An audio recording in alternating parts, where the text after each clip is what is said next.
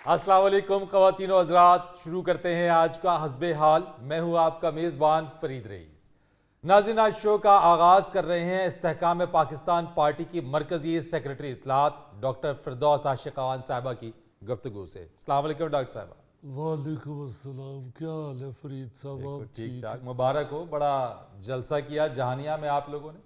आप लोगों को मुबारक है। मैं तो बल्कि पूरे पाकिस्तान की अवाम को मुबारक दूंगी कि असली अवामी पार्टी का जलसा उन्होंने इतना कामयाब किया है। वाह जी वाह। आप ये देखें फरीद साहब, मैं यहाँ पे ये ज़रूर बताना चाहूँगी कि लाहौर और कराची की और बात है।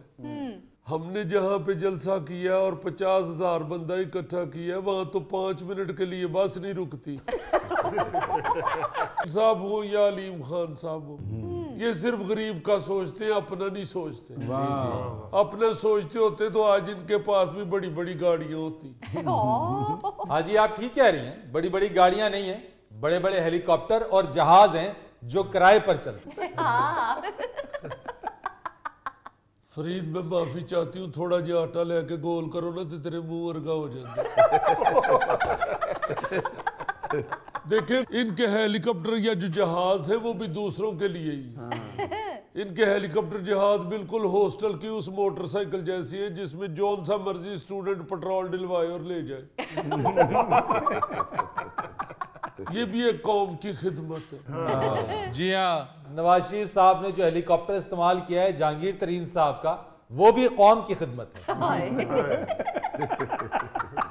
फरीद, मैं माफी चाहती हूँ, तुम जैसे लड़के हैं में इंग्लिश करके भी ना तोते के बच्चे बेचते हैं।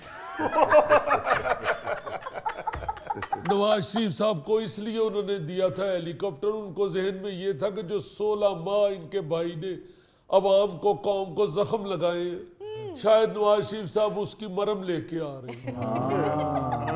मगर नवाज शरीफ साहब ने जख्मों पे मरहम लगाने की बजाय उन पे नमक छिड़कना शुरू कर दी। मैं तो बस यही कहूंगी फरीद के अवाम के जख्मों पे लगाने वाली मरहम सिर्फ हमारे पास है। इसीलिए जो 50,000 बंदा इकट्ठा हुआ है ना जहानिया में, जहाँ पे अल्लाह माफ करे मक्खी भी एडी एडी वड्डी उड़ दी,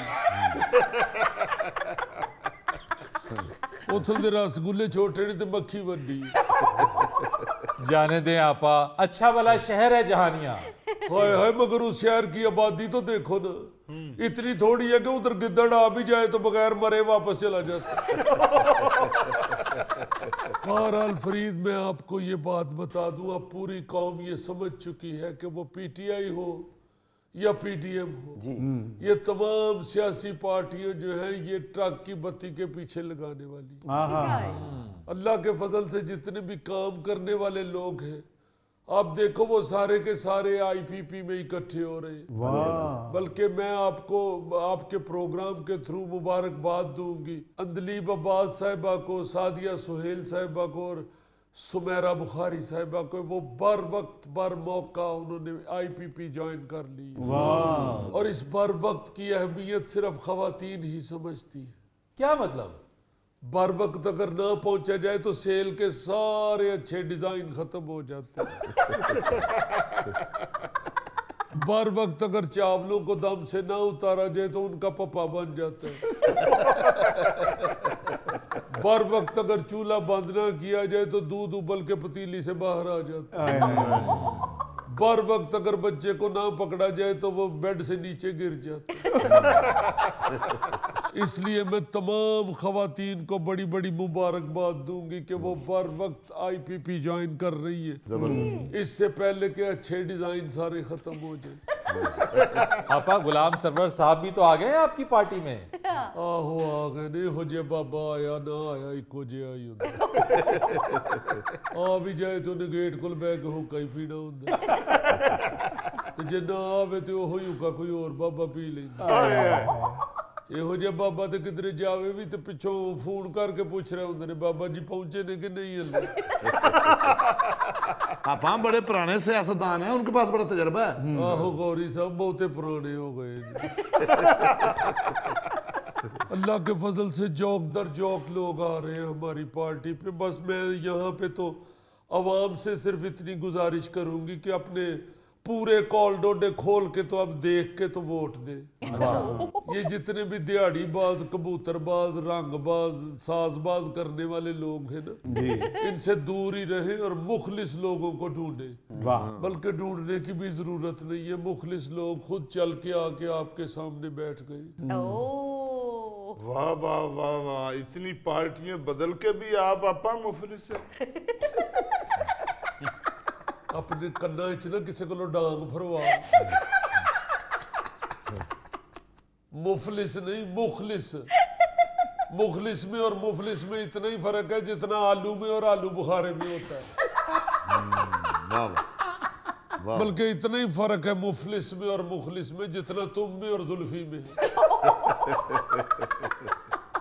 उतरे कट्ठे बैठे इंज लगते नहीं पहलवान ने अपना लड़न वाला कुकड़ पाले।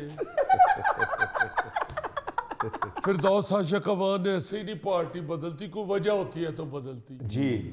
जब तक चेयरमैन पीटीआई की तोपों का रुख अपने अदारों की तरफ नहीं था, मैं उनके गुण गाती थी। उन्होंने खुद अपनी गुण को गुण लगा लिए। अब तो उनकी सारी पार्टी को ऐसा गुण लगा कि सारी पार्टी पुर गई है। फरीद में तो अब अकेली बैठी गुनगुनाती रहती हूँ। मैनू पता सी इन्हां ने भुर जाना, मैं इन्हां नू सितां छड्डिया जग्गिया जग्गिया वे टुर हुण जेल गयो बूआ वज्जिया। ती ती ती ती ती ती ती ती ती ती ती